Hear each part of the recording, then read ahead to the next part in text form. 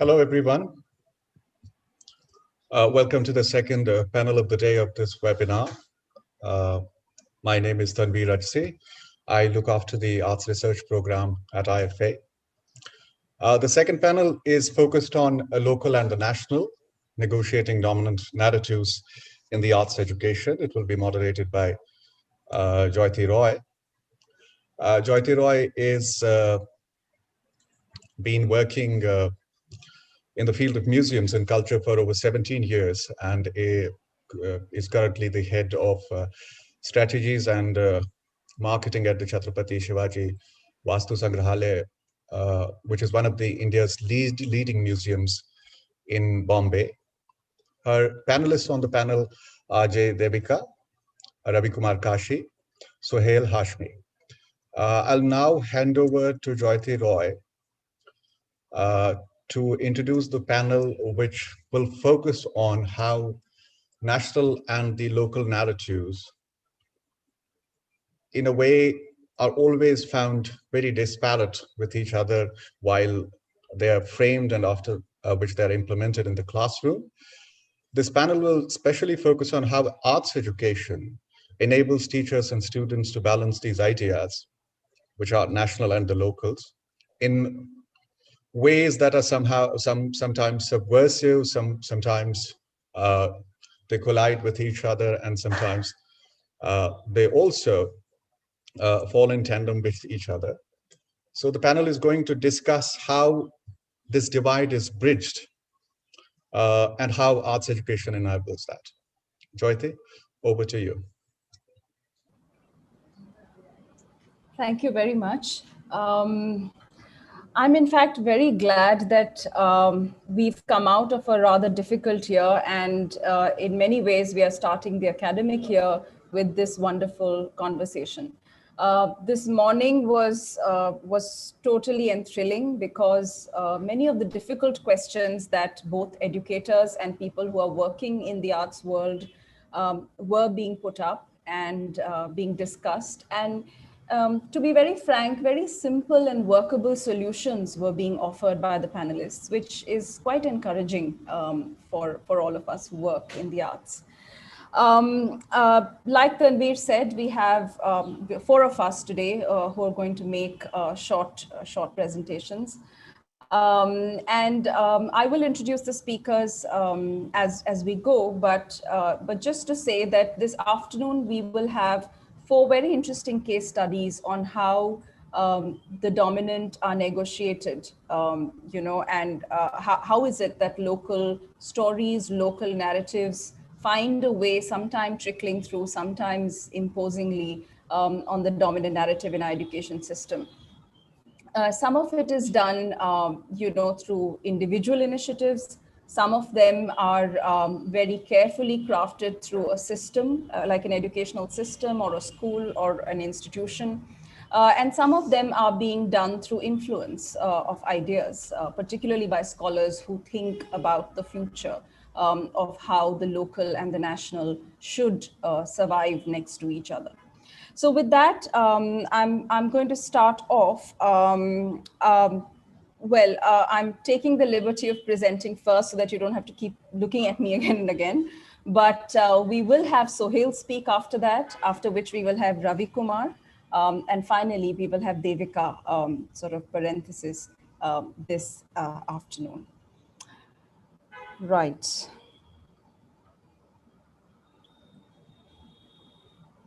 Okay, is my screen visible to everyone? Yeah. Okay, thank you. All right. Right, well, you've already met the panelists. There were some very interesting questions that were actually shared with us by the IFA, about how we should really look at this panel. I'm displaying some of them on the screen. You may not be able to read all of them, and I'm certainly not going to do that. But there's something that that we would like to address through some of the case studies and some of the work that we do in our different worlds. In the next 10 minutes, I'm going to talk about a very special project that I have been involved with. And this is really not from, not directly from the museum life that I have. This is another organization called the Archie Association India, which my colleague Abir Gupta and I run. It's almost 10 years now that this organization was formed, but both of us individually have been working in the region for over 15 years. But it was only in 2017, about 5 years back, that we imagined something called the Education Outreach Project. And this was a result of a rather unfortunate event. I just wanted to share that, some of these things, occur to us even as practitioners quite late in the day. But when it does, it sort of just comes as a bang, and we feel the passion to sort of do something about it. In 2010, there were these terrible flash floods and a cloud burst in Ladakh. And I mean, fortunately, I had left Leh a day before. I think this was in June. And there was complete devastation in Leh and in areas around, and particularly the new buildings built with cement, concrete, were completely destroyed. Buildings that were in the pathways of riverbeds were completely destroyed. And of course, a lot of people were killed. And that's when we realized that the work that we were doing in the region, which was essentially in the area of conservation of historic buildings, of wall paintings, and of local heritage, was really not enough. We realized that it was going to be a completely failing attempt on our part to do anything with local heritage the way we were functioning the whole of the decade before. We had to do something with younger people. We had to do something with schools. And we had to do something with local people in a manner that we arrive much earlier in their lives, talking about local heritage. And I don't mean to say this in a way that, that we were people from outside and we must talk about this to the people of Ladakh, but this is very natural. I'm a Bengali. I often don't pay attention to Bengali heritage.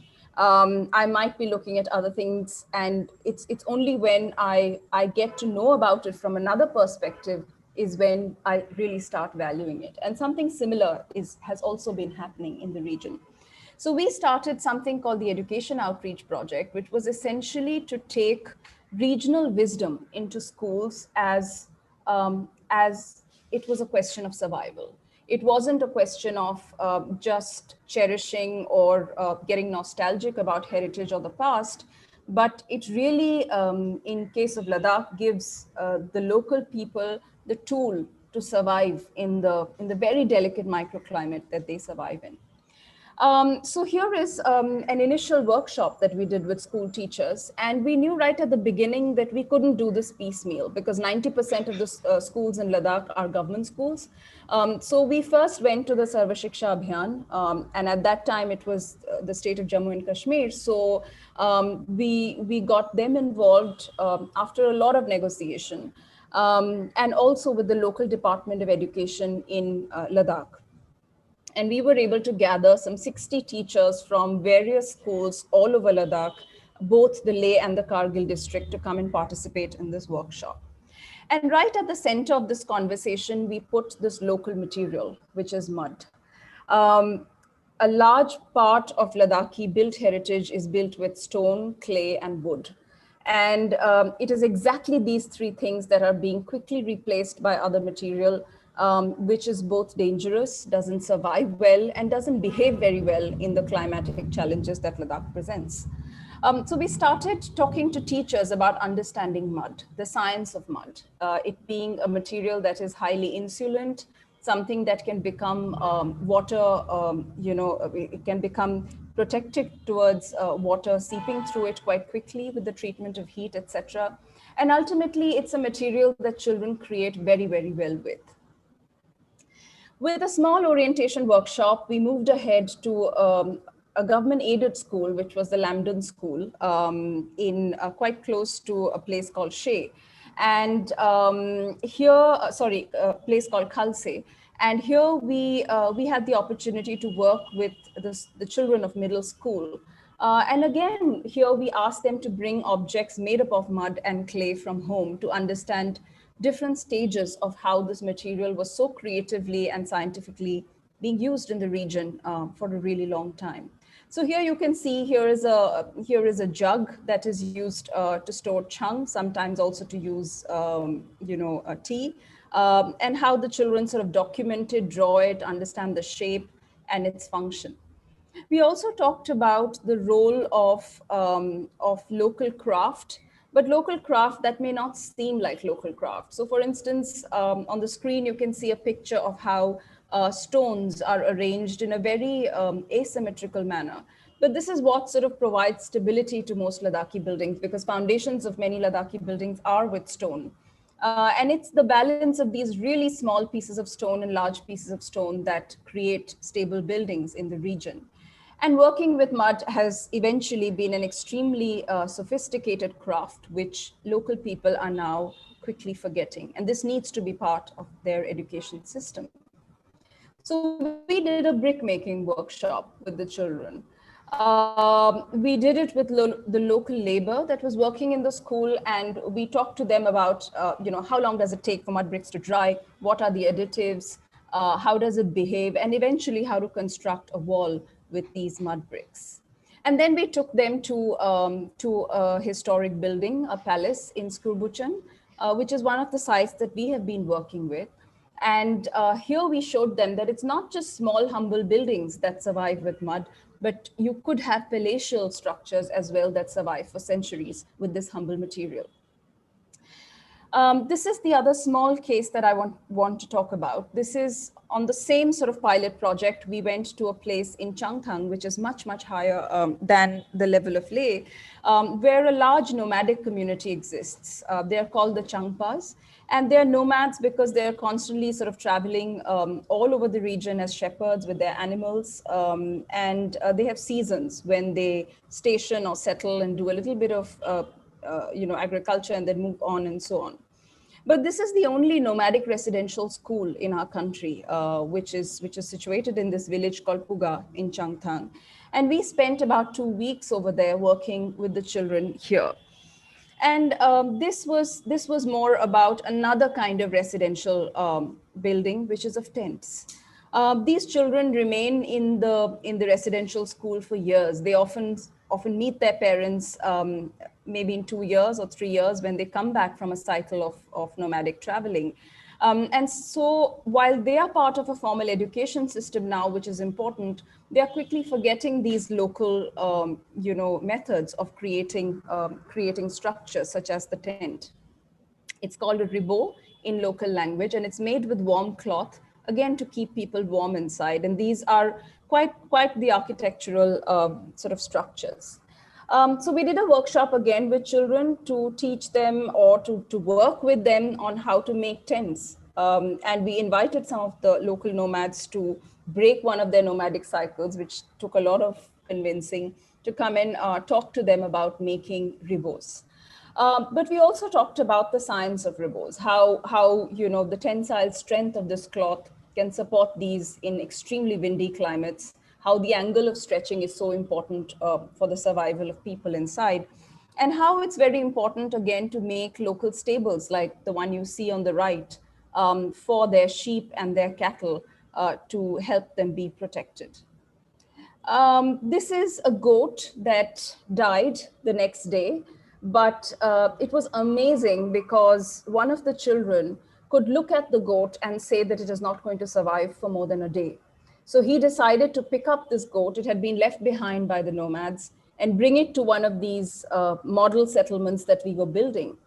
And when the goat died, they not only took the wool from its body and created little artworks, but they also obviously, explained to us how these animals are left out there for other birds to feed on. And these are all sort of inter-survival systems that some of them know, but some of them are quickly forgetting because they're exposed to this formal education system. We also talked about petroglyphs and rock art, which lies all over the region and is being used as boulders for road building, and how to remain sort of conscious of that. And in the subsequent years, we've had opportunity to give more shape to this project. We've worked with the National Institute of Design to create a diploma project for the students there who are now building or who now actually imagined a kitchen museum and an agriculture museum, which we are finding opportunities to fund and create in the next few years. We had the opportunity to work with local elders who were interviewed, and it's with their vision that this agricultural museum will be created. And finally, it obviously wasn't enough for us to do a few projects in leave, so we've been able to create 2 books with the support of UNDP and the local government, which is called, there's a storybook which is called Kashi, the Explorer Meets the Champa. And there's a workbook which now local schools can use to do little exercises around local history and knowledge, but also about complex questions such as balancing tradition and modernity. And finally, this is the team that worked. Of course, a lot of them are from other parts of the country, but there are a few who are from Ladakh, who took the leadership in content generation for some of these workshops and programs that we did. With that, I'm going to just rest the little case study that I wanted to share, where we were sort of entering a very strong, and in Ladakh and in Kashmir in particular, their education system stresses a lot on national identity because of the situations that they are in. And particularly in Ladakh, because of the very delicate state in which everything is due to tourism or climate change. There is now an increased need to refocus on local knowledge. So that's the bit that I wanted to present. I will now invite Sohail Hashmi to speak. And we will, of course, have the discussions later. Sohail, as you all know, is a well-known writer. I mean, he actually wears many hats. But he's known very well in Delhi for the heritage walks he does. He has been involved with education, particularly alternate education, for many, many years through various individual projects, as well as his engagement with schools.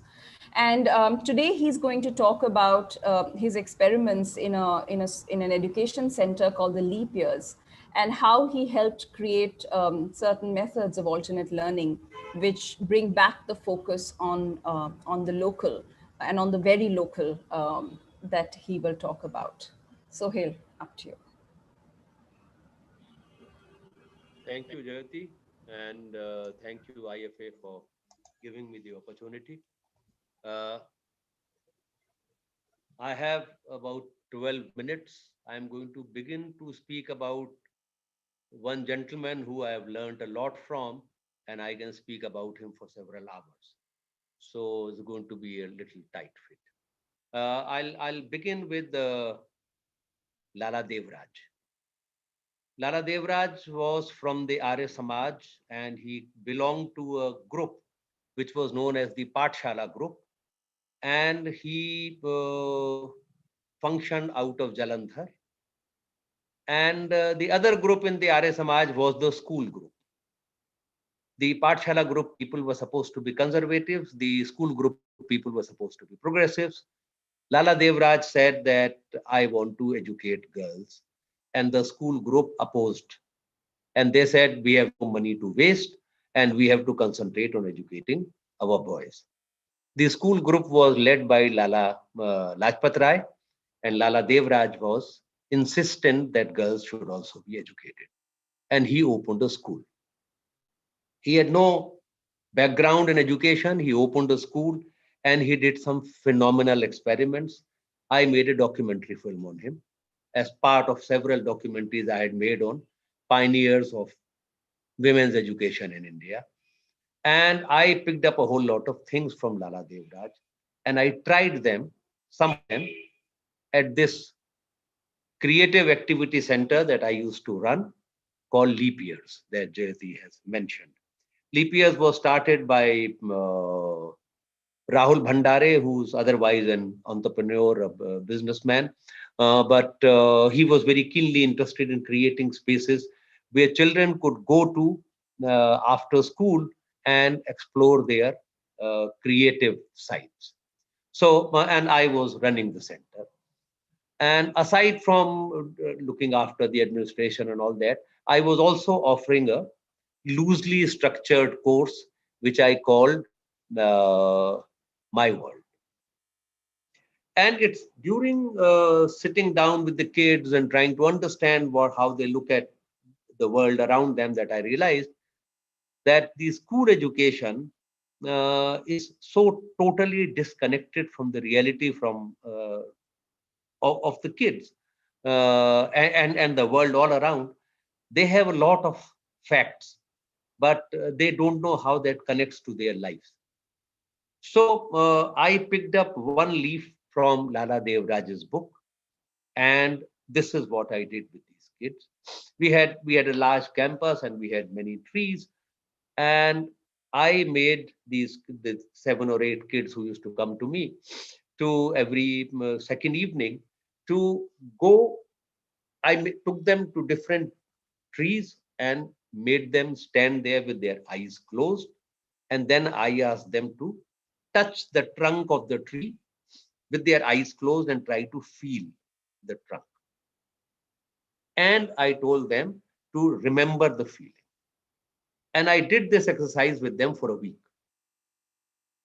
And then I took them to a different tree for another week. And then third week, I took them to a third tree.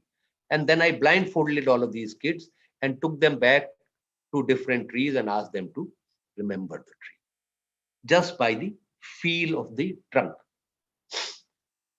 And within a month, these children were able to blindfolded, able to identify tree just by the touch of it. And then we took it to one stage ahead, and they began to identify trees by the feel of the leaf with their eyes closed. This was one, and this was essentially an experiment in trying to see, to make children realize that you can actually see with your fingers. To develop your the sense of touch, one of the 5 senses that we have totally forgotten about. Another experiment which I did with them was sitting outside in the open one day. There was a birds flying overhead, and I asked them what birds were these, and these kids said sparrows. And you don't see any sparrows in Delhi, and they weren't sparrows. Sometime later, another bunch of birds flew, and they were different birds, and the kids again told me that they were sparrows. For every bird, and these are not little kids. These are kids in class 3 and 4, and they said sparrows. And then I began an exercise with them to try to identify birds with their flight. Even if it was dark or it was dusk and you couldn't see the bird clearly, you should be able to identify the bird with their flight.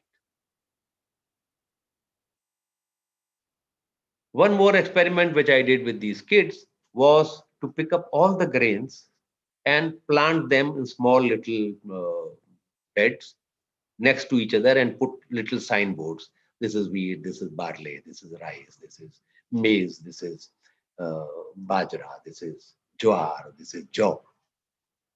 All of them were out of season, but we planted them. And we kept on watering it. These kids will come every day and they'll water them, and little twigs of grass that were growing will be plucked out. And then the shoots came out and the plants grew. Except for maize, which was in season, none of the others got cobs. They developed into seeds. But I took these kids and I asked them to see if they could find something common among all of them. And they kept on looking at them and they say, no, the leaves are different. They are the sizes are different, etc. The color of the leaves is different. They couldn't find any similarity. Till I plucked a twig of grass and showed it to them, that all of these have leaves growing out at joints, and leaves grow in opposite direction to each other, and that this is one similarity among these two similarities among all these plants. And I told them all of them are grasses. And I told them that all the grain that we consume are seeds of grasses. This the kids didn't know. And by this time, there were other kids also coming in, kids of class 6, 7, etc. We used to take children from age 6 to 5 to 15. And these kids who knew, what are the states which produce more wheat and what states produce more rice, and how much we import and how much we export. They had all these figures, but they didn't know that these are all grasses. And then I asked them if they can name 2 other grasses aside from these grains.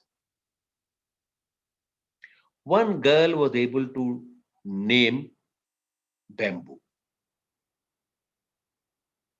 There wasn't a single child in this group, which was a group of now about 20, divided in 2 separate sets. There wasn't a single child who named sugarcane. So this is the disconnect in a country where 50% of the population is still dependent on agriculture for their livelihood. This is the disconnect that we have. So this is one part of the experiment that I wanted to share. The other is about my heritage walks, which began at leap years, because I realized that these kids who are growing up in the city know nothing about their city. So I began Discover Delhi walks with them and started taking them out every second Saturday to one place, to a reserve forest or to the ruins of Tughlaqabad or Haus Khas or somewhere. We weren't talking history. We weren't talking about who built it, etc., etc. I allowed the kids to explore the ruins and ask questions.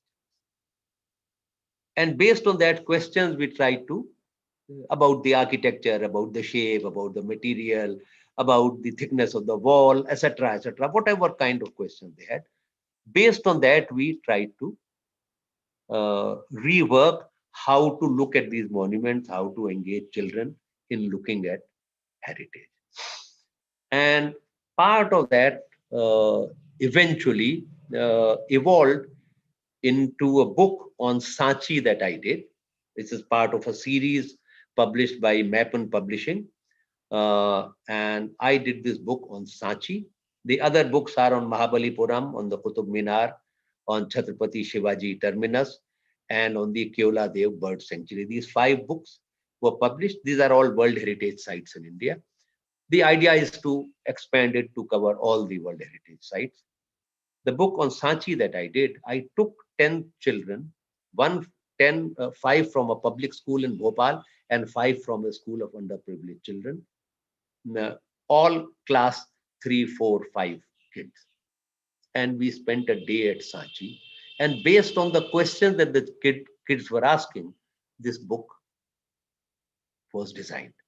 So I just wanted to share these, that there are these possibilities. And especially now when children are being forced to sit at home and mug, the interaction with the teacher has stopped thanks to COVID, and they are looking at their cell phone screens and trying to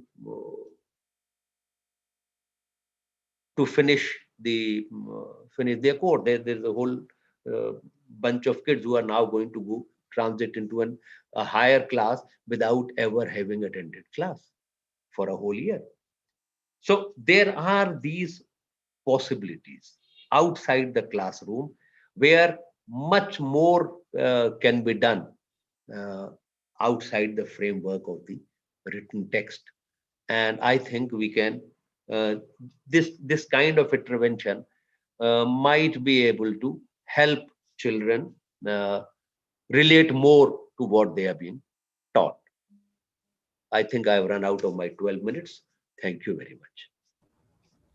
Thank you very much, Sohail. Again, very simple and profound ideas that we can talk about and expand on later.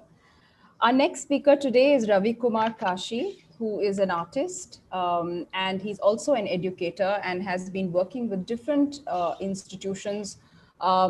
And his motto really is to focus on the process than the product, and he is able to imbibe this in his practice of teaching the arts in schools. So he'll share with us some of his learnings and some of his thoughts on how to negotiate dominant narratives and the local. Thank you, Joyoti. Thank you, IFA, for inviting me today.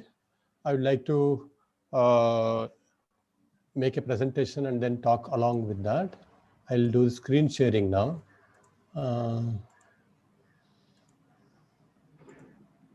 Yeah, are you able to see my? Yeah. Okay, great. Yes. Thank you. Thank you. So I have some of the keywords written here on my slide. One is this the process versus product, and the other equivalent would be seed versus fruit, and the other is journey versus goal. Increasingly, I see more and more that the product has become more important than the process, and also because of this, there is hardly any variety coming through.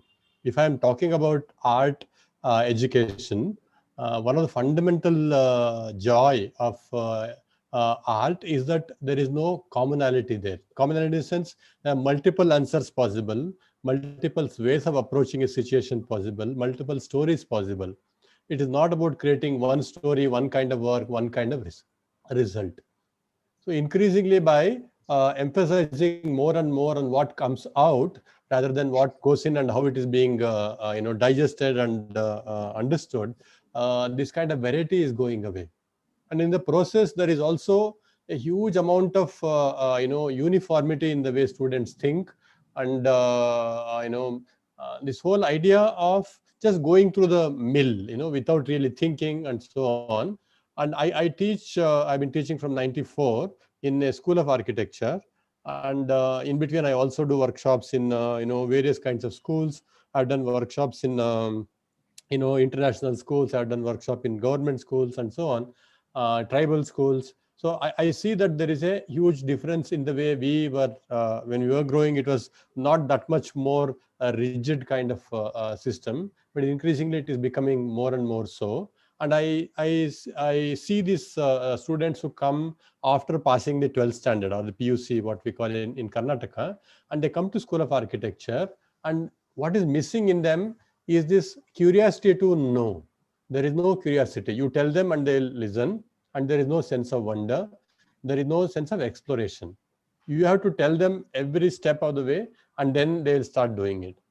And then the entire school education, even though there is some amount of art teachers, art teaching involved, I'm afraid that art teaching is more and more about how to draw a little bit, how to paint, and skill building kind of exercise, rather than opening the student's eye to actually how to engage with the visual. This is so much more important now today because we are bombarded with visuals on all fronts. You see TV, there is visual there. You look at social media, advertisement on the street, so on. So we are inundated with images, but we don't know how to critically engage them. So all the more reason why I think the art education, the kind of way we are teaching art education has to change. And by the time they come to my course, which is supposed to be, we have done even, we do entrance test and we get the students who are inclined to visual art and so on. And by the time they come there, their creativity has been so reduced, it's almost to nothing. Then they can't think on their own. Every step you have to guide them. There's no critical thinking and hardly any articulation. Even if they're not able to find the right kind of words to express that, and absolutely no questioning. So this is the state at which I come. So though I have not taught at the school level, I know what is missing there. And what is missing sorely is this idea of teaching the students about the process and not the product. What they are producing in the class, that should be less important than how they're engaging with that particular moment, engaging with that 1 hour of the painting and whatever art activity that they're doing in. And they all, or most of them, they would like to follow the rules. No, they are afraid of taking a risk and doing something, even at the cost of failing, because then if they fail, they wasted about 2 hours and the marks will get less and all. And I keep calling them marks for this, because they are, for the same exercise I give them 30 marks instead of 10, they'll spend more time on that. So it's become a transactional kind of learning rather than learning for the sake of curiosity, for the sake of exploring and sense of wonder. So keeping this in mind, I want to take you through some of the exercises we do in our course, and also especially while the last semester was going on, the same time last year, the COVID struck, and then we had to shift over from the in-presence or physical class to online class. And then students were stuck in so many places. They didn't have material, they didn't have bandwidth and so on. So we were running the classes, and one of the exercise which I would like to share here is, it was about, we were trying to understand the fractal principles which work in nature. The students went around wherever they are, they studied leaves, they studied flowers and how they are organized and all that. So once we understood the fractal principle, that was the part of the process, understanding, observing, and then trying to understand the essence of the organization. And then part of the process was also about designing a lampshade, keeping the essential part of that understanding as part of the design. So what we did, because students were so far away and they had a lot of problems, we told each student, when I say we, there are other teachers who are involved with me. At that time it was Amarnath and then Rashmi, who were part of the team. Normally we work in teams of 2, 3 in a studio of 30 students, so that we can give more time to each student and all. So this particular time, we told each student to send us a list of what you have. Some of them just had some newspapers, some of them had wrapping paper, some of them had only broom, some had only fruits and so on. Nothing else, no other material was available. So we said we will try and resolve this design problem with whatever you have. So students started designing this kind of what you see on the screen. So one student worked only with color paper that he had. Then another student had only some white paper which can be used in printers. So we said we'll use multiples of them, and they started making small prototypes and then worked out. And then keeping the essential character of that leaf form that they studied, they started designing the lampshade. So here it was not about how the lampshade has to look at the end of it, but the process was very important. That first you study as a principle, and then adopt that principle, and then given the limitation of the material and then wherever they were and what was available to them. So we were able to bring out various kinds of results, which was the most interesting aspect of this exercise. And this another student had just some white paper and then sticks. So we worked around that. And this student was trying to understand the system of the snow crystals, and then that became the essential design quality of this lampshade. Then another student only had a watermelon in his house, so okay, we'll use that, cut it open, and then make a lampshade with that. So when you start working with limitations and not really emphasize on only this way the end has to come, then the students start bringing their huge amount of creativity into the process, and they get totally involved. And then they're not even afraid of that failure which I'm talking about. We said, okay, we'll go ahead and see how it works. And then they made many iterations. Making iteration is part of the way we teach, so that you don't get stuck with that first idea that comes to you, but you make multiple iterations before you come to one final solution. This another student had only some glue guns with him, and then he was studying an octopus, form of octopus. And then he was able to come out with a very beautiful lampshade with the qualities of octopus. And there is some wire he had, and then rest is all glue with the glue gun. And he was able to convert that character of the octopus into a design element. So this is where I think the beauty of the process-based learning lies, where the importance is in the journey and not the outcome. Many times when the art is being taught, the teacher is bringing a huge amount of I would say experience, but on the other side, if you see it, it's a baggage. Because the teacher learned the art in a certain way, he is trying to transfer the same kind of methodology or even the result of how art should be, how art should be done, and so on to the students. Instead of that, if we can concentrate on the process, then the limitation of the teacher will not become the limitation of the student. The student can go beyond that aspect and then really come on his own or her own, and then come up with very interesting results. This was another study we did. We went to Chanpatna outside Bangalore, where wooden toys are made, and we engaged with the people who work there. They came back, they brought these toys, they analyzed it for various characters that Chanpatna toys are famous for, and its formal character and the way it is made, the material, and so on. And then they designed these various forms, sculptural forms, which could be placed in public arena to remind the tradition of Chanpatna. So this kind of engagement tradition is not about blindly copying the external aspects of the tradition, but really trying to look at the logic of the tradition, where it comes from, what kind of material is involved, and so on. So I think this process is really helpful, especially when one is engaging with the traditions.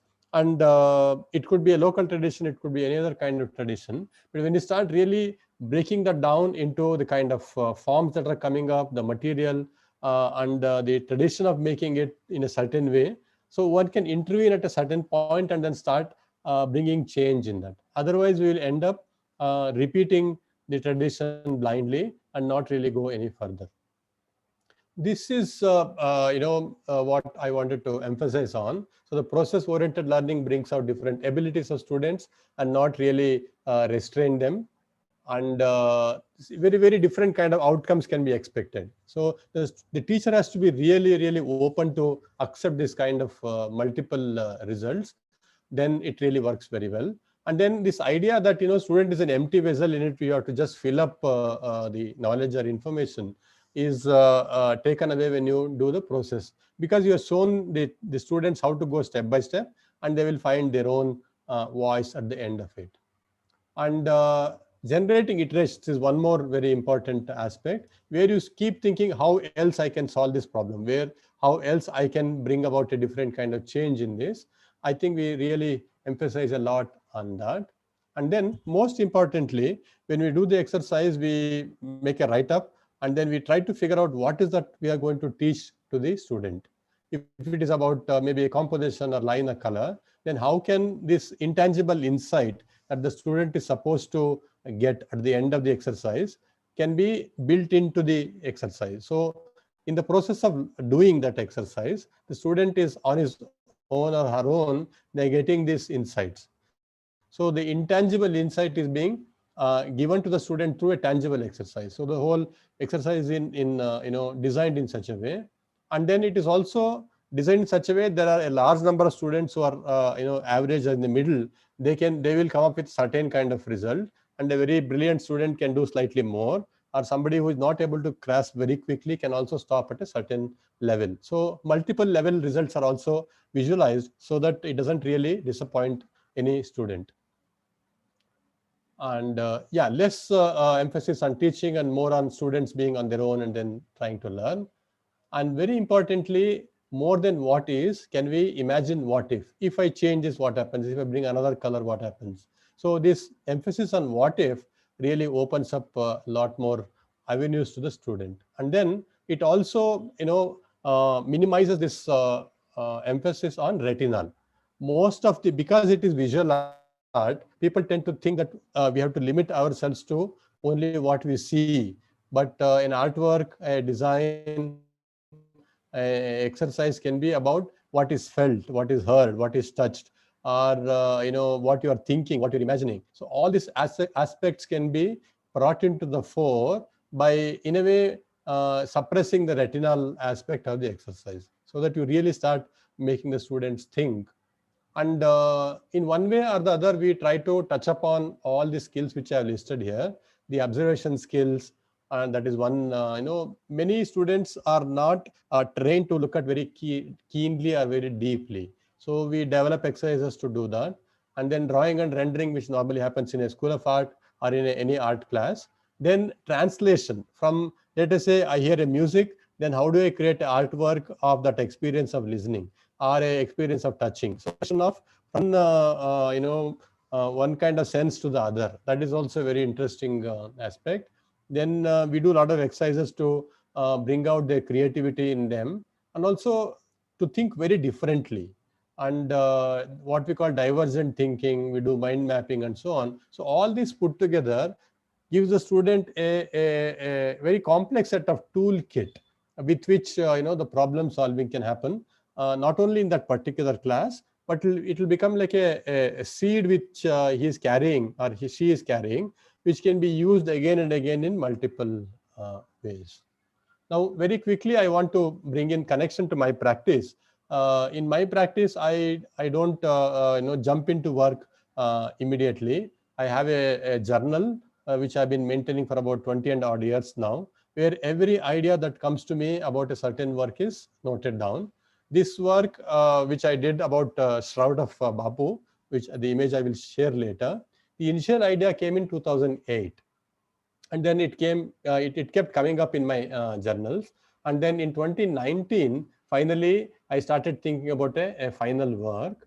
And all these are, scanning from my my journal, where I keep thinking again and again about how I can, make this work in different ways. Sometimes, even though the idea has come, I may not know how it can be executed. And in the process of execution, also many times changes do come in, and I'm aware of all the steps that happens. This was the work which was brewing for several years, and finally it happened. I took a statue of Bapu. I made a fresh sheet of paper, and I laid on that, and then it got the impression of Bapu.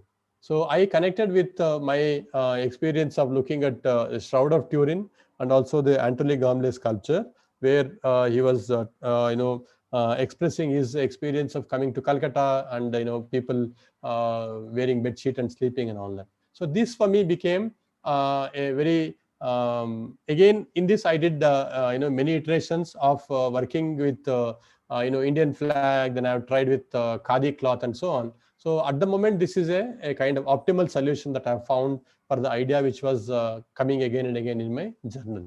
So then this work becomes a kind of expression about how we have taken the image of Bapu and let go of all the other inside rather the ideas and some of the principles that he had, and Bapu has become a shell in our midst. So I'd like to end my presentation here. I hope I was in time. Then I can bring in more elements as we go along. Thank you very much, Thank you, Ravi. Thank you very much. I think you've already highlighted that it's not just the dominant content, but also the dominant methodology that often needs a local or an alternate method. And thank you also for sharing some of your works with us. I'll now invite Devika to speak. She's a professor at the Center for Development Studies in Trivandrum, and she is a historian. And she will talk about the public education system in Kerala a little bit, and perhaps bring in a counter narrative to what we are talking about here today. More from you, Devika. I must say that I was a little surprised to be invited in the first place, because I really haven't done much work on art. I do all kinds of different things. But when I thought about it, I realized that, yes, there's something I could say perhaps.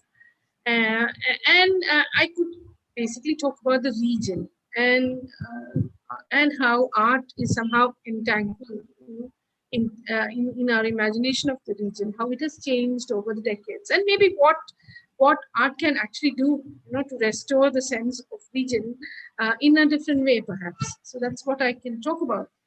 So at the time that when we were growing up, at least, I'm 52 now, so like past 30, 40 years, I can say. And schools, there are two things that school education in Kerala has grossly neglected. And both of these are absolutely vital to citizenship. One is this topic, which is usually called moral science, which brings up some of the most crucial, vital questions of citizenship, including ethics, morality, ethics, management of affect, everything to do with everything that is vital, particularly in the present, where affect is really what is driving things. that's treated so cavalierly, so badly, that I mean, it leaves you in tears actually.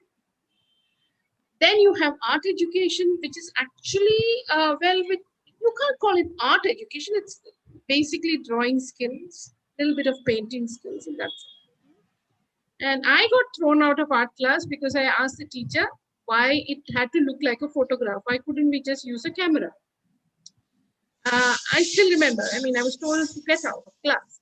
So, you kind of leave it on the sides, and both these topics are hurriedly pushed onto the sides, and you get on with your whatever relevant disciplines.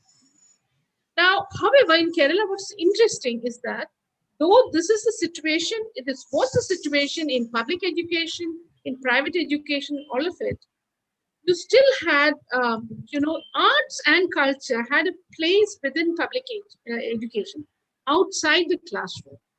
And this is, I'm referring to the system of youth festivals, school youth festivals and college youth festivals, which are huge annual events even now in Kerala, where every year they're competitions essentially.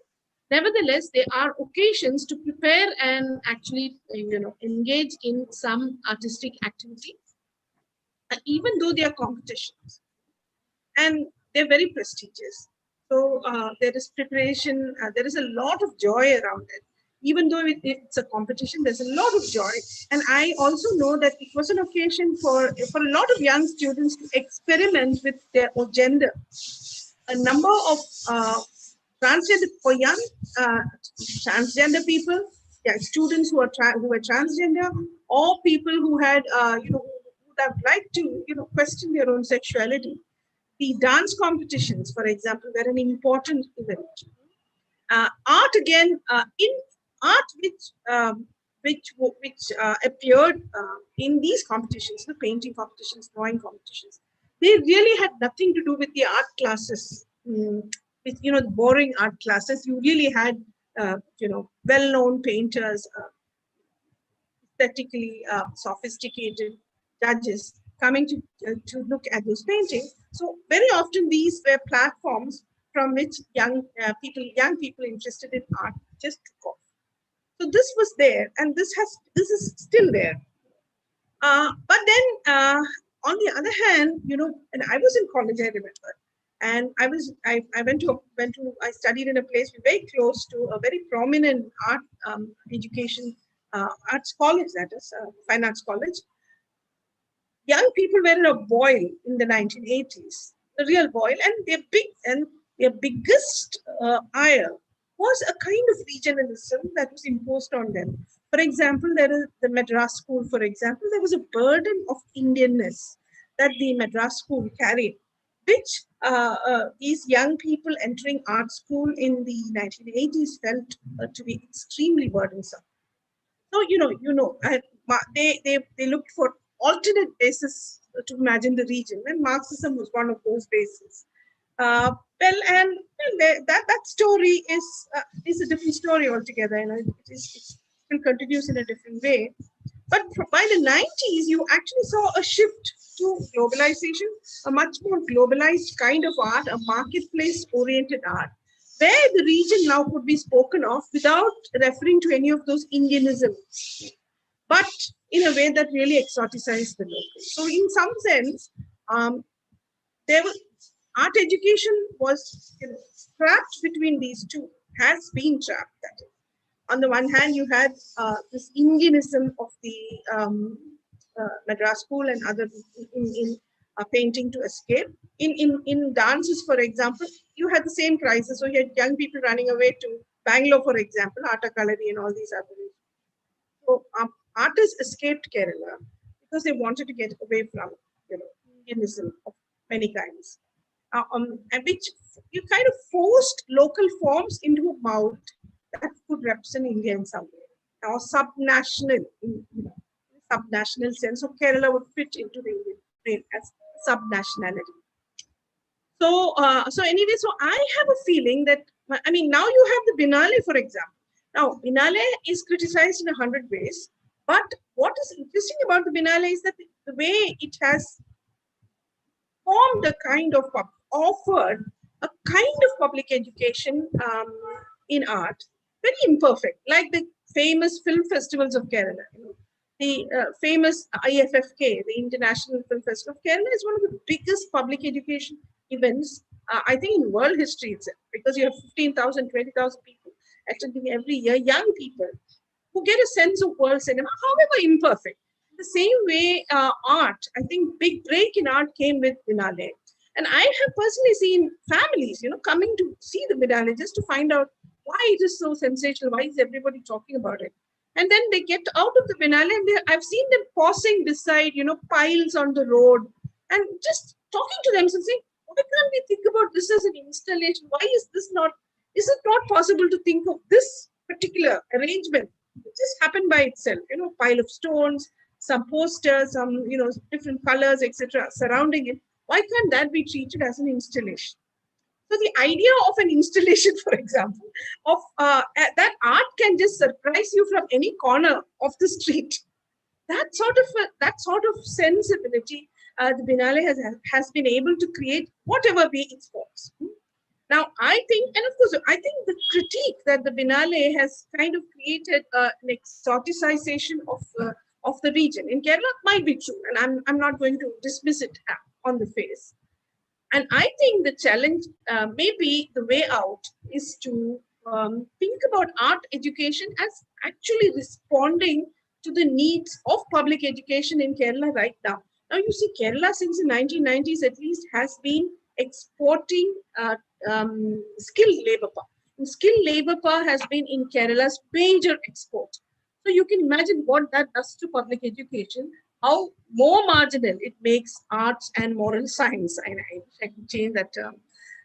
Nevertheless, is it possible for arts education to actually address the crisis that this whole push, this neoliberal push into producing subjects who are nothing but a bundle of skills? That's what the neoliberal subject is, a bundle of saleable skills. Is it possible for us to imagine an art education for schools that is actually capable of healing the psychological damage that this fragmentation of the self produces? And we are seeing that in young children. There's so much pathology among school children and young college-going students that it is a very serious problem. I'm just wondering if maybe it is from that kind of art education that we are actually going to see, an art that is adequate to the region. Dance, for example, everything that, because art in a way addresses the body, foregrounds the body. Art is really very, it's powerful because it can foreground the body. It can, arouse you to be sensuous and the aesthetic, which of course is in some ways healing of the excessive stress on the rational and the calculated. So I think I should stop there. Maybe start. I hope I've kept time. Thank you. Yes, of course you have kept time. And thank you very much for some of those really, really poignant ideas. I think we could, of course, immediately sort of break into questions from people. But if our audience are still sort of articulating some of those questions, I might sort of jump in and ask a few of my questions to our panelists today. I think there were many important words that sort of jumped up in today's session, starting with survival, bridging the disconnect between book and reality, preventing standardization, that there is no sense of wonder, curiosity among our students. Marxwadi, I'm going to spotlight that, but and I will ask you a question around that. And of course, around methodologies, dominant methodologies of teaching, and then ultimately what Devika has pointed out on, this can this regional knowledge building sort of become a case for, exoticizing the region, and how does it impact the local people, and how do big festivals like the Biennale really bring home the cake, and how is it sort of eaten there. But before that, I had my first question really to you, Sohail. And it's actually in sort of two small parts. One is, of course, you talked a little bit about the heritage walks that you do. And I was wondering if you've ever, at your own level, when you're writing content for them, or for instance, even when you were writing content for the Sanchi book that you wrote, how often is it that you as a person who's creating this content has to negotiate between the national narrative that is there around a certain historic site, and what you're presenting from the local, and what sort of research does that involve to bring a wholesome story for people who are going to be part of these walks or read your books? You see, I am increasingly coming to a conclusion that this whole nationalist construct, it is actually trying to, not trying, but has almost succeeded in eroding the phenomenal diversity. And that is the problem. You have decided what is the national identity. And I had this experience in the center that I was running. We had a young artist from Assam who was a graduate of the Delhi College of Art, and he used to come in to fill in for one of our arts faculty, who's now very well known as a very well known artist. He was out of Delhi College of Art, and that the first job that he did was with us. And when he had to go out on a residency or something, Siddharth would come in his place. And Siddharth is from Assam. And we, all of us, the faculty and the office staff, all of us used to have our lunch together. And we had one of our office, one of the ladies who looked after admissions and all that. And she was there, and all of us were having, and he asked her to pass something. And she said, "Ke Hindi mein kyun nahi kehte ho?" So he said, in his broken this thing, he said, "I don't know Hindi." She said, "How can you be an Indian and not know Hindi?" Now, this is the level of ignorance.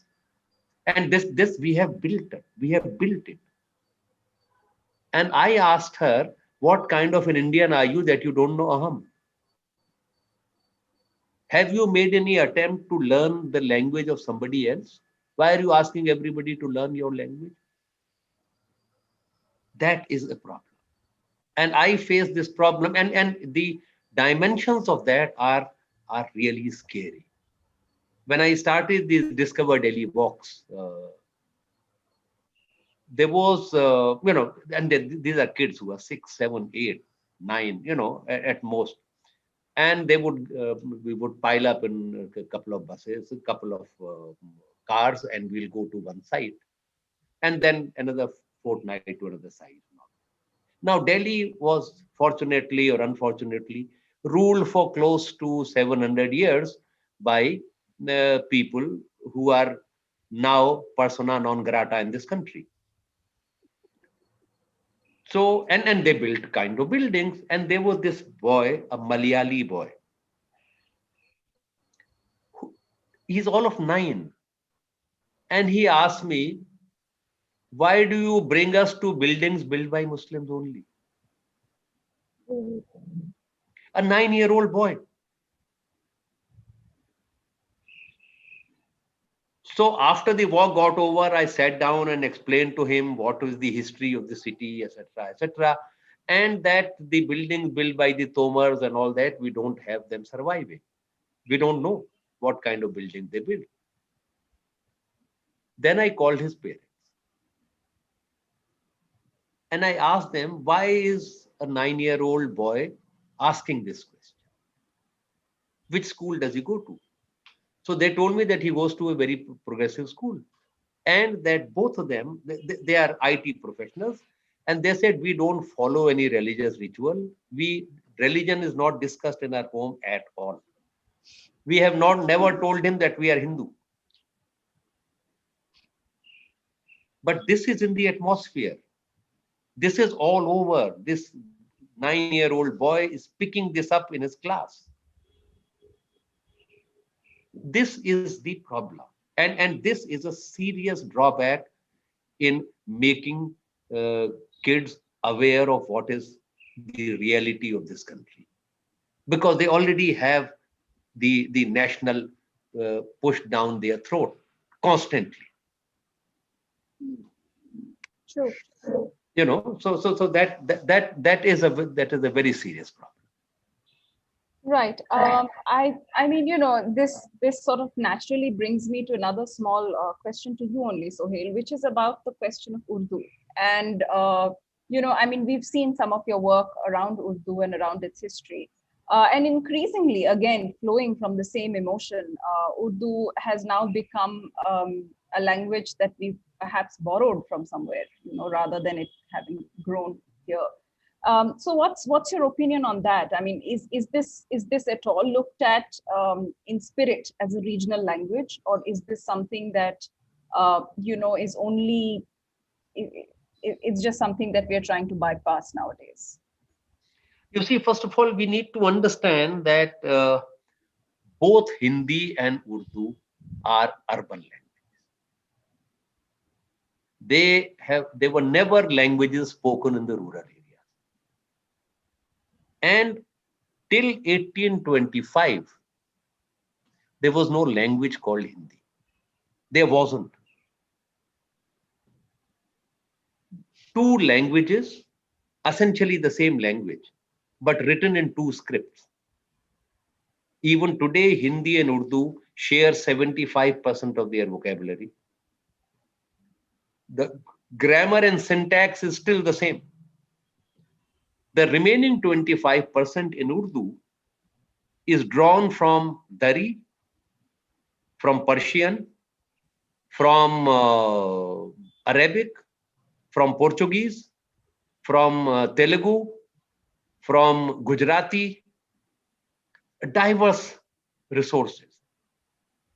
The remaining 25% of Hindi is drawn only from Sanskrit. And this operation began at Fort Williams College in 1825. Till then, the language of poetry was Rekhta, and the language of prose was Hindi, both written in the Persian script. When the letters of Ghalib was published in Ghalib's life, Ghalib died in 1869. This was around 1865 that his letter that he had written to his friends and his disciples, one of his disciples had collected all of them and published them. Khutut Ghalib. That book was called Oud Hindi, the fragrance of Hindi, Persian script. We had people killing each other on Rajput honor and all that on when this film Padmavat was being made. The original script of Padmavati, written by Malik Muhammad Jaisi, I have shot that book in a film on Urdu. Malik Muhammad Jaisi wrote in the Persian script. The language of the Padmavat is Awadhi, written in the Persian script. Script has nothing to do with language.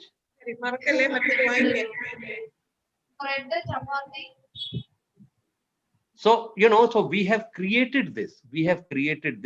And we have never asked the question. Where in the world do you have this connection between language and religion? English is not the language of Christians. Punjabi is not the language of Sikhs. Arabic is not the language of Muslims. They are Arabic speaking Jews and they are Arabic speaking Christians. George Habash, the leader of the Popular Front for the Liberation of Palestine, was an Arab speaking Christian. Languages have no religion, just as architecture has no religion. But we have created this, and unfortunately, we are not asking the question. Right. How can Urdu be the language of Muslims? The first history of Urdu literature was written by a Kayast, Ram Babu Saxena. Krishan Chand, Prem Chand, Kanhaiya Lal Kapoor. The list is endless of people whose language of writing and expression was Urdu. Rajinder Singh Bedi. They are all Urdu writers. Right. Thank you. Thank you. I mean, I think it's an important aspect of the complexity of this national, regional, and there's a lot of confusion even among some of us practitioners on how to negotiate this. So thank you for clearing that up.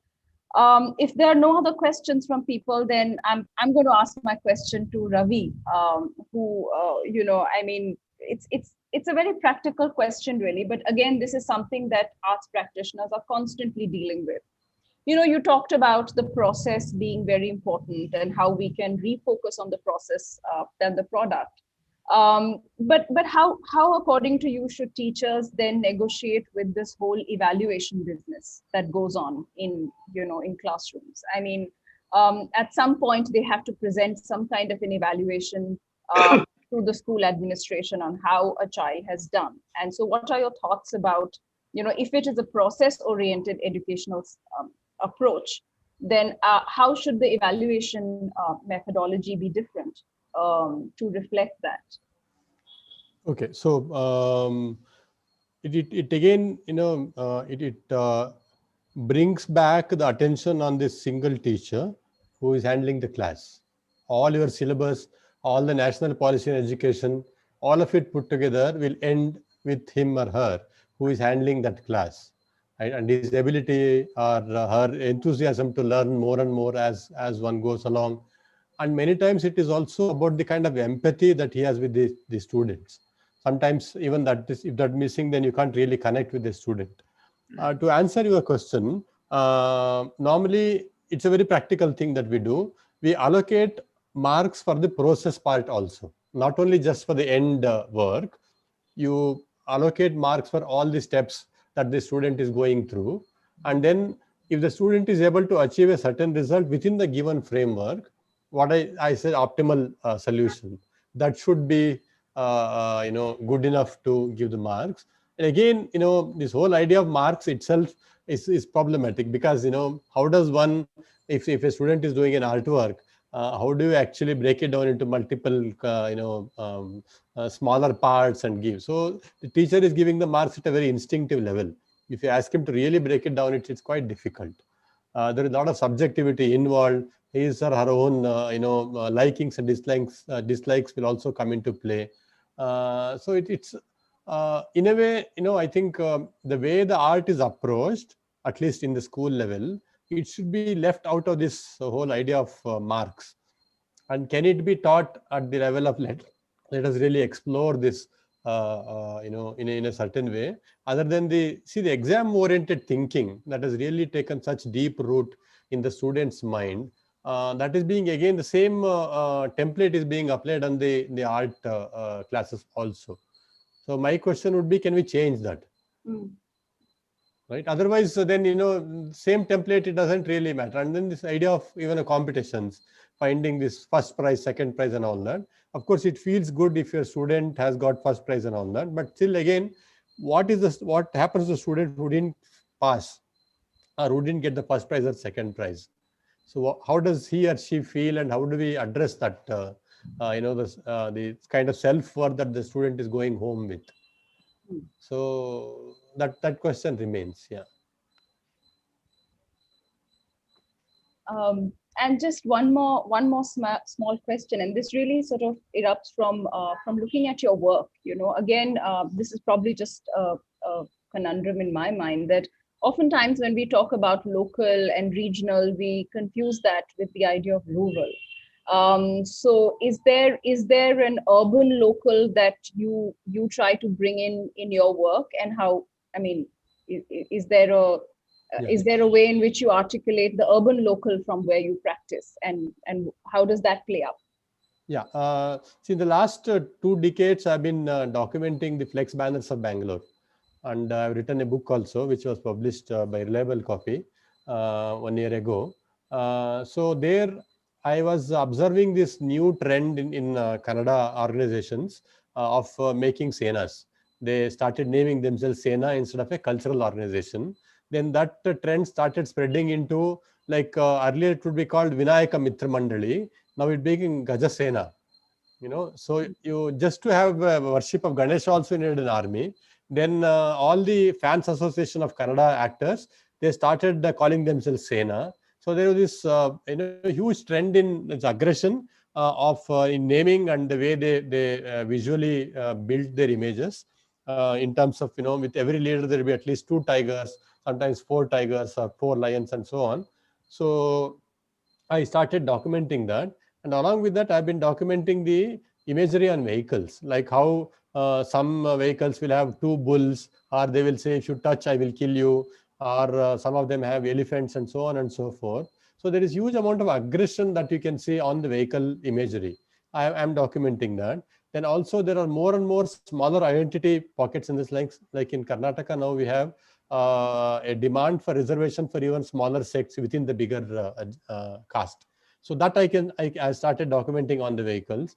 Then I've been documenting hand painted images on shops, which are very fast eroding, because modern ways of printing with digital technology, that will be erased. So all this put together, it has started seeping into my work now. The visual culture which I see around has, in the last 1.5 to 2 years, the paintings which I have done, which I'm going to show in the next couple of months. So it has come into that. And there I really start seeing how, especially the experience of Bangalore is a multilingual, in the sense you can hear Kannada, English, and all the other languages. Even that experience has come into my work. So in that sense, my work, though it stems from a very, very local experience, it also brings in this anxiety of job, anxiety of losing one's own identity, anxiety of daily, a mixie getting, not working, then you run to the repairer, or the aspirational aspect of owning a certain kind of home and so on. So even though the imagery and the language is very local, but some of the underpinning emotions are very, very universal. So this is a very interesting combination of these two coming together.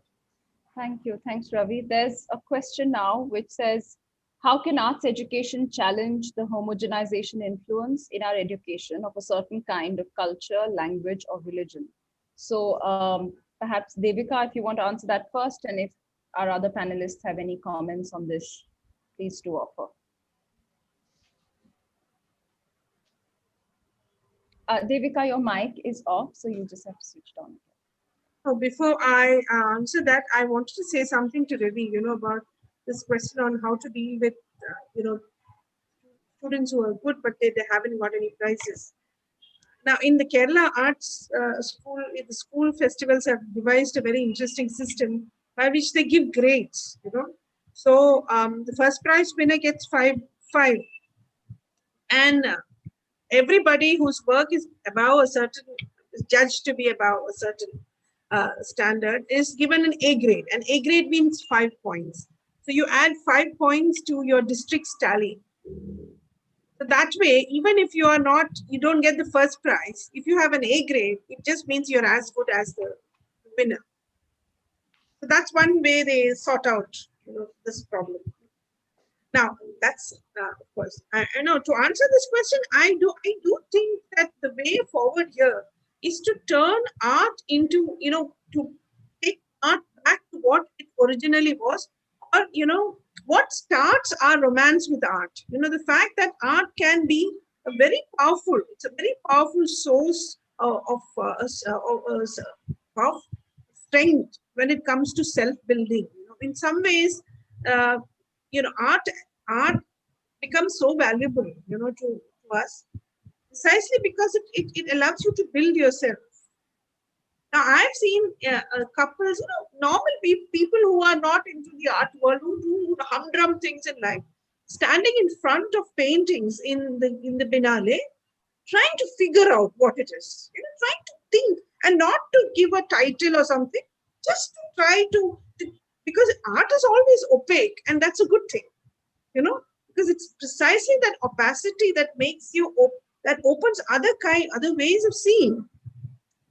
So in that sense, when people are looking at an artwork and wondering what this is all about, they're in a very deep sense, they're also building their self in some other different direction.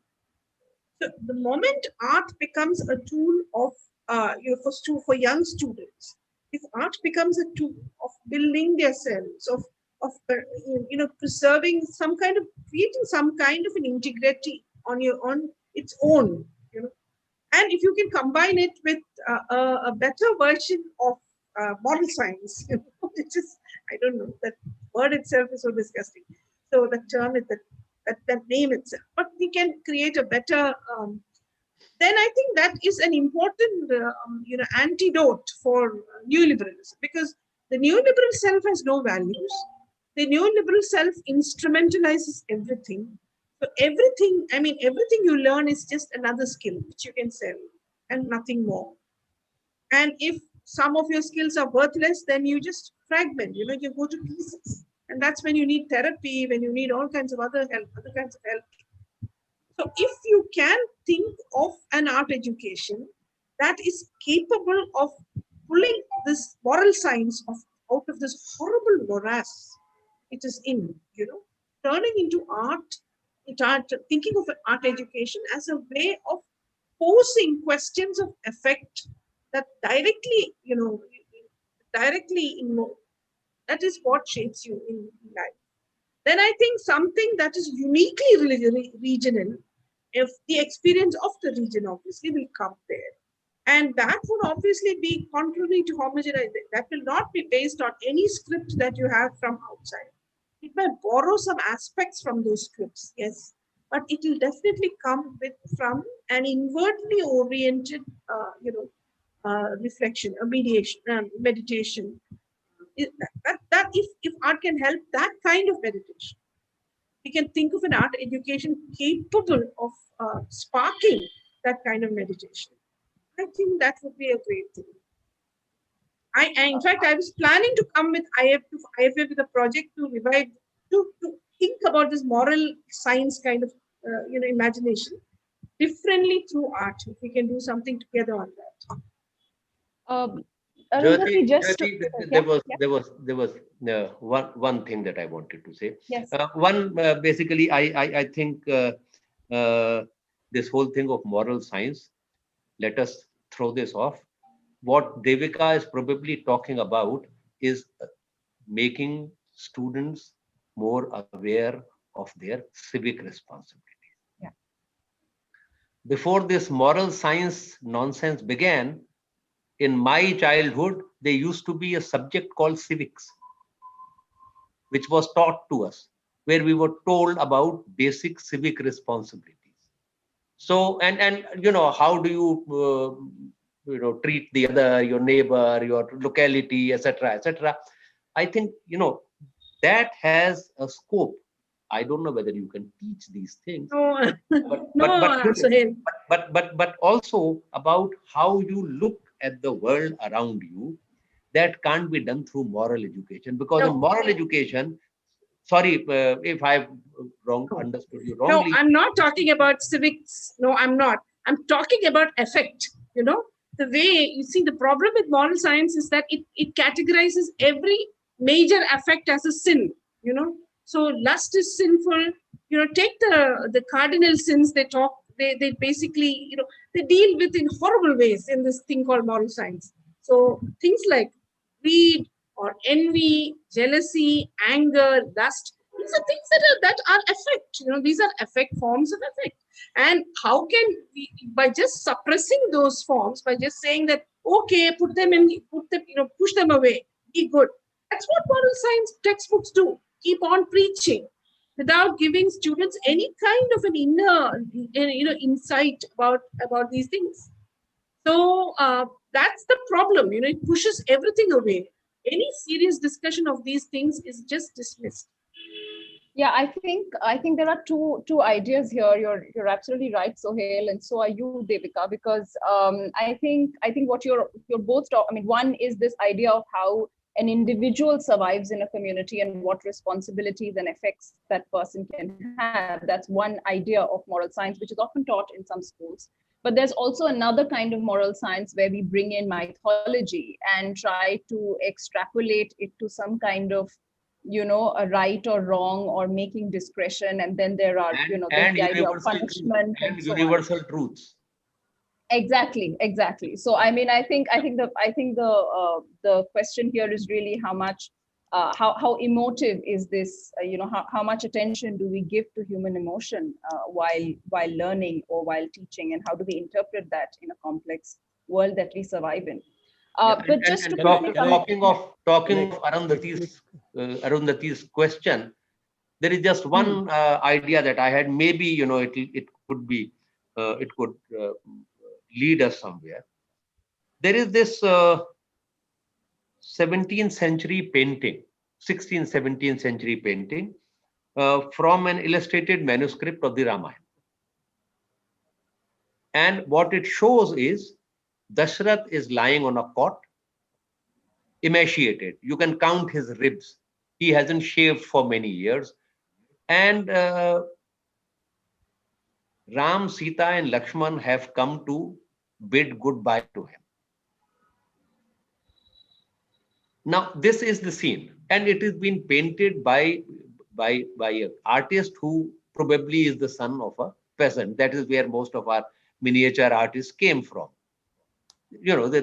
From rural backgrounds and all that. In the 13th century, two things came into India which revolutionized agriculture.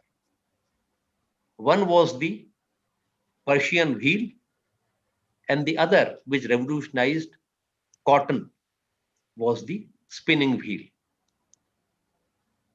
In this painting, the image of Dashrath lying on a cot is on a marble floor with a marble railing and all that. Behind that is an open ground in which a peasant is tilling his field. And behind him, there is a Persian wheel. And in a corner of the open kind of a, it is like a porch of a house where Dashrath is lying on a bed. There is a spinning wheel in a corner. What is the spinning wheel doing there in the palace of Dashrath? The spinning wheel is there because it has changed the life of the weaver. It has affected rural life phenomenally. And the son of a peasant who has done this painting, he can't ignore this, because the change that the spinning wheel has brought in the life of the people is phenomenal. Just as the Persian wheel has transformed agriculture. And these two things are part of the consciousness of the artist who's painting it, doing the Dashrath scene in the 17th century miniature. Now, so I'm just saying this, that if we start looking at our paintings and not only explain how the medieval artists did not know perspective and, etc., we look at these details and begin talking about them, maybe we will develop a different sense of our past and a different sense of how to look at our art. This could be restricted only to miniatures, but I thought that this is not done in our when we tell children how to appreciate art. We are only talking to them about pigmentation, about gouache, about handmade paper, about wash, and all these techniques. But the constituent elements of how do they come, how are they assembled? I think this could be something else that needs to be perhaps looked at. Thank you, Sohail. We are almost sort of running out of time now. I'll take permission from Arundhati. Do we have time for one more comment? Oh yeah, absolutely. Okay. I mean, we can. Okay. I think Ravi Yeah, had his hand he up. wanted, Yeah. he wanted to say See, something. since we don't have any questions, I don't see any questions here. Yeah. It's okay for you to continue a little bit more. Yeah. Okay. Ravi, then please go ahead. Yes. Okay. So my this one is art is supposed to bring a certain kind of interiority. It will make you look inward into yourself if it is a true experience or a genuine experience with art. It's not just painting, it can be literature, music, and so on. And thereby, you are also able to appreciate the outside, in the sense you can empathize with somebody's pain because you can really understand that. So if that cannot be done through art, then you have failed miserably. And the second thing is, I take this word from Jain, this one. It's called Anekantvad. That means multiple different kind of ending, which the Jains agree. Now, whatever argument you make, they will say maybe. So there is no definitive right or wrong. There is no definitive yes or no. And they use this word maybe, which is a very interesting position, because then you are allowing many kinds of experiences and many kinds of expressions. So that, I think, will really work out in a way where that one kind of result, one kind of homogeneity which Arundhati is trying to, this one can be countered. When you really become very aware of what you are and what is happening within you because of your experience with art, then you are really escaping that one narrative or one story that is being told. You start telling your own story in your own way. And somehow, if that can be worked through in the art education, then we have succeeded. Otherwise, everybody is telling the same story. It's about Environment Day. The students are made to do a certain kind of image, a certain kind of painting, in the hope that they will win in a prize. But if the student can be made to think of that in a very different way, at a very individual level, and if the teacher has the capacity and the generosity to allow that, many teachers are not like that. They say, shut up and do what I say. Then, so as I said, it really ends up with the teacher-student, that, one-on-one kind of relationship, because that is where things are shaped. All your policy, all your syllabus doesn't really work. So the buck stops there. And that is where we have to work. If you have to change the system, you have to work with teachers. Thank you so much, Ravi. I think, again, just quickly responding to what Arundhati had asked, and also linking up with what all of you have said. I think if for a second I wear the hat of me as somebody who works in a museum, increasingly we are realizing that even art histories and how they have been written need a complete rejig, because this is exactly what happens. I mean, there is a certain homogenization even in arts education and even in arts, articulating art histories. And we often realize now that every artwork is like a trade route, between ideas of science, geology, geometry, civics, you name it. And each artwork can sort of, bring up ideas that relate to people today. But that said, I think it's also very, very important, like Ravi said, the relationship between the tutor and the student, because the more we keep it conversational, the more we keep it informal, I think there will be scope for a lot of innovation and play within that. And I think, again, coming from a background of physics, I think we know that anything that is plastic survives longer. And I mean in physics terms, plastic. I don't mean like plastic. So I think if there is play, if there is freedom in all these exchanges, they are just going to sort of survive much better. I think in today's panel, we've had some wonderful ideas come up, a lot of, again, tools, but also some philosophies that some of us as practitioners use. And it might be something to sort of work upon further and see where these can be extended. But Arundhati, if you'd like to conclude or say something, that would be very useful. Thanks, Joyoti. Yeah, thank you so much, Ravi, Devika, Sohail, and Joyoti for this session. I mean, since this morning, starting with Dr. Kambara's talk on the importance of mother tongue in a child's education, and moving to the next one where we looked at the different pedagogies, the different techniques used by artists and art educators in classrooms, and this one, we are at a midpoint in this webinar with lots of questions, not just about the content of what needs to be in the classroom and in the education. We've also touched upon the ways those can be implemented. What are the challenges or problems that one faces? And also mechanisms around which, very simple tools, very simple mechanisms that could be experimented with, that could be challenged the way they are done in our classrooms. It's interesting. It's an interesting midpoint, because when on the first day we've discussed this, I want to end today's conversation by proposing what our discussions will be tomorrow. So tomorrow we have 2 more panels.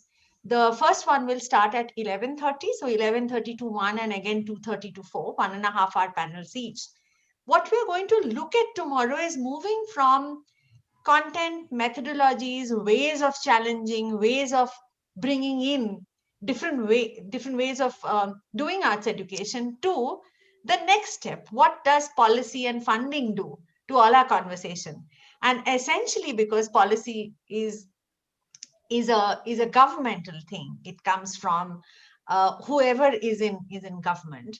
And then funding is both private and public. And how do private funding, and we see a lot of private funding in education, whether it's the big INGOs or development sector nonprofits, trusts, foundations, all of them, with many of them in education. And how does public policy and private funding work together? What happens to the various kinds of curriculum processes, syllabuses that are created? And then who actually implements them, and what happens to the desired intentions of those? So that's going to be our morning session tomorrow. And the second session, we thought we should end with something that is an immediate sort of weight that all of us are carrying. We are slowly coming out of the pandemic. The pandemic has shown us in every aspect of life, but particularly in education, how broken our systems actually are. How much of inequalities there exist when even we talk about education. Who has a cell phone, who doesn't have cell phone and internet connection cannot study. And there's also been this thing that teachers across universities, across colleges have been fighting this whole thing of moving online, move everything online. They've been fighting it against administration. Unfortunately, the pandemic has given an excuse to certain governments to only push it that way. So how do you bring it back from there? How do you ensure that the digital divide doesn't become yet another inequality, together with all our inequalities that we anyway face? So this last session tomorrow is going to be about how do we move into this new normal of this hybrid world that is somewhat uncertain, somewhat insecure. We carry all our fears into it. And how does arts education play out in this kind of space? While it's interesting, we were doing a fundraising campaign and we are using this thing called Arts by Our Side, because we felt that during the pandemic, one of the things that kept all of us human, connected, inspired, even being able to cope, is the arts. I mean, the first time I saw that video of a lonely street in Italy and this person standing on the balcony and singing, it did something. And then the world burst into the arts in different ways. Having said that, in education, could arts education be that savior? Could arts education be what is really needed to, like Sohail said, we always say, we don't want our arts education program to create good citizens of the country. We want our arts education efforts to create critical citizens of the country. Can that happen in this post-pandemic world, and how? So please join us, to all our audience members. Join us tomorrow, and please invite your friends to come participate. If you have kids and you worry about their education, if you teach young people, if you're interested in education at all, I hope we'll get a lot of things to learn about tomorrow. So we look forward to having you tomorrow. And again, a big, big thank you to all our panelists and our moderator today. Thank you. Thank you. IFA team, have I said everything? Have I missed out any information for tomorrow? No? Tanvir?